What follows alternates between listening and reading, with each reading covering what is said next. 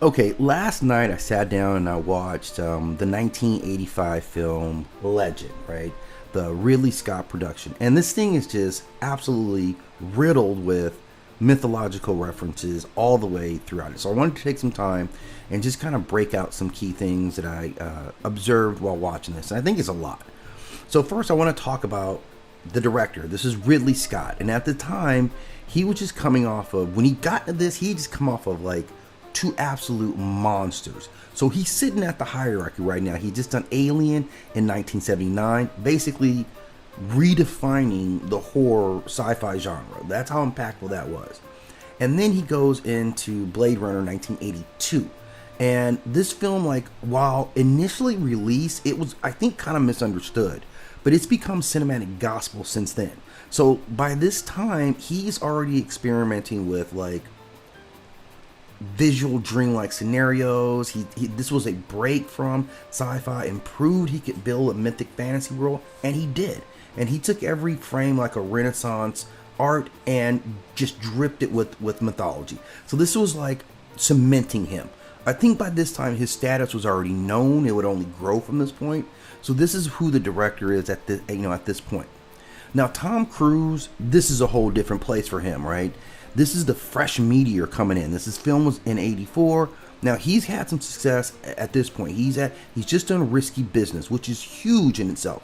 He's already getting a lot of fandom, but he's not a megastar that we know he would become later, like one of the most successful actors in history. So he's still seen for like his looks, right? He's considered a good-looking guy. He's hungry, and I think he's really showing a lot of acting chops in this role. It's kind of different from the Risky Business dude, so he's showing a little bit of versatility. And then, of course, there's Sara, who was this enigmatic star. At this time, she's really early in her career. She's 17 or 18 years old when it starts, and this is literally her first major role, period. Nothing else to it. And she's chosen specifically for her look, right? She is this kind of like innocent. She has this ethereal kind of beauty. And we would go on and see her in Ferris Bueller's Day Off in 1986, so the year after, where she became the iconic Sloane Peterson. So there's a lot going on in this film here, and we're going to investigate a lot of it because it like I said, it is literally filled with all kinds of mythology in this thing. So we get, like, I want to talk about the actual characters that they play, and kind of give them a breakdown of these characters. So this is Mia's character here, right? We kind of get introduced to her first, and this sets us up for what she would be in the film, because she represents innocence in every single aspect of it when we look at her. And she's got a really incredible arc when we really get into the story. She carries some Persephone, right? She's tempted into the underworld. She's actually layered with more mythology than any other character in the film. She's tempted to the underworld. She's transformed. Like, what he does with her in the Persephone kind of vibe is darkness needs her to be his queen to legitimize his rule. He needs that. So he is almost playing like Hades in that sense. And we'll see some other, clear directing signs when you watch the film. And because you see him eat, drink, like he's tempting her. It's odd because he goes to a sense where he wants to woo her. This is the approach that they come with, but they never change his look. I'm going to talk about him separately, but this is where she is. She kind of has a little bit of Eve archetypes. They're kind of mashing some stuff together.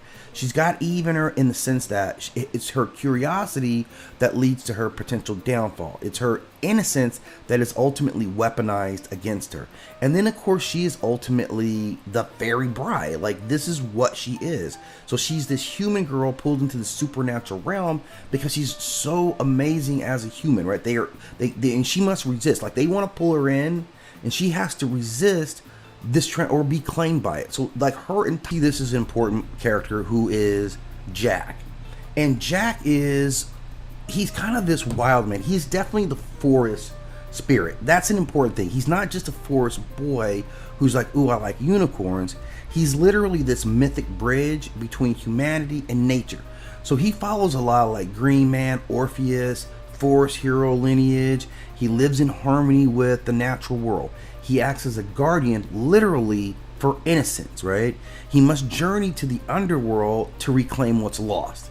That's the role that he actually plays, and they really develop it very well, and we get those vibes 100%.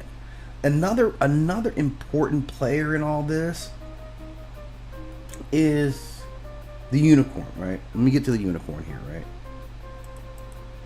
And the unicorn in itself is a huge mythological boost because this is about purity. It's about creation. The unicorn is literally about cosmic balance. Unicorns in legend aren't just magical horses. They're basically cosmic linchpins. They kind of hold the universe together. And we've seen a couple of films where they talk about that. And The Last Unicorn is another great animated one. And you can see that by the end of this, we see how important the unicorn's horn becomes. The horn itself represents healing, right? That's the power of it. Killing a unicorn specifically is a level of corruption. Like, you kill a unicorn and you're putting everybody at risk, right? Because this is off the cosmic balance, right? This is absolutely it, right? So that's how important the unicorn becomes. And we see this kind of symbolism, and there's a very important scene where they restore the unicorn and everything instantly heals, right? Let me see if I can find that scene here.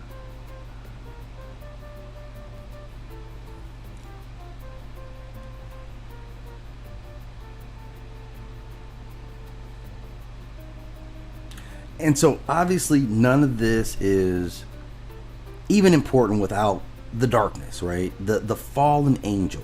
This is the Titan kind of hybrid, and they throw a lot into this villain, and it's one of the most impactful villain archetypes we've seen on film, especially at this age. Because what this horny dude looks like, right? What he represents is the Luciferian fallen light bringer, right? The temptation, the pride. He's also a satyr because of his physical appearance. So we get Pan, we get horns, we get hooves, we get the furnace. We get this primordial Titan. He wants a world before light. He wants pure chaos. And, darkness, and they do say a lot. Now, he expresses some things about darkness's connection to the real world, especially when he's being vanquished, when he finally gets sent away. And he laughs at it, right? He laughs because he's a part of it. It's a weird part of it, and there's some truth in that. But his whole thing is he's not complete. The light needs him, the darkness needs him. The darkness needs both sides, right? So, but you see everything about him. His throne room is a straight up underworld. This is like really, really, really cosmic symbolism, 100%. So we get a lot of that from this character, and it's really extremely well done. The other component that we kind of have to look at is the fairy world, and we get a couple of kind of weird things from the fairy world, like. So the fairies play a huge part in this. Obviously, it's the fairy world, and we get some real insights into the fairy world, to this fae world, and it's not all good, right? It's not all good what we see from the fairies, because they have a particularly kind of strange relationship with humans as well. We see the fairy who wants Jack to kiss her, like early on, and she's willing to do anything to kind of get that situation to go down, like tricking you, like changing her form. And they still desire this human connection. She wants him. She doesn't want him to love Lily. That's the whole thing. So it's this competitiveness. And even throughout, he's kind of like, he has a great relationship with them. But we've seen fairy world kind of flip between being both, this like extremely like good world, but it's not. And he does a great job. Ridley Scott does, of mixing a lot of things. You get goblins, right, which come from European folklore. You get the fae, which is purely Celtic folklore. You get the darkness, which I think kind of reflects some biblical, Greek, and medieval demonology. You get unicorns, which are clearly Persian and European. You get forest spirits, right, that are more like Roman, Druidic. So this is like a mythological gumbo stew that he cooked up, seasoned really well. You also get the idea of the classic quest, right?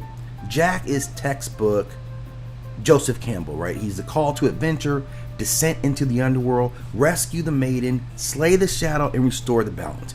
You can't get much more mythic than all that in one film. This is why this film has been so enduring, and even since 1985, it's still, Jesus Christ, how old is this movie now, right? We're talking 25, we're talking like 40 years, close to 40 years. So all of us have moved up. Me, Mia, Tom, and Ridley have all kind of matured together under this auspice that he built. So just a great film, just kind of riddled with mythology. I'll probably get a little deeper into each one of the representations separately, but I just wanted to give an overview of a movie I saw last night. Thought it was great. Definitely something you guys should check out if you enjoy mythology.